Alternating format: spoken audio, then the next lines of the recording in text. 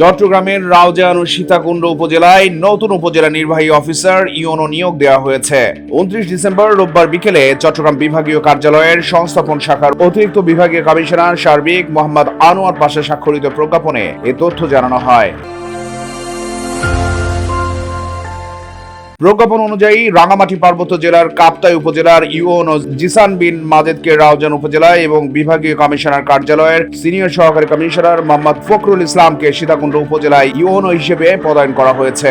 প্রজ্ঞাপনে উল্লেখ করা হয়, যথাযথ কর্তৃপক্ষের অনুমোদন ক্রমে এবং জনস্বার্থে জারিকৃত এই আদেশ অবিলম্বে কার্যকর হবে।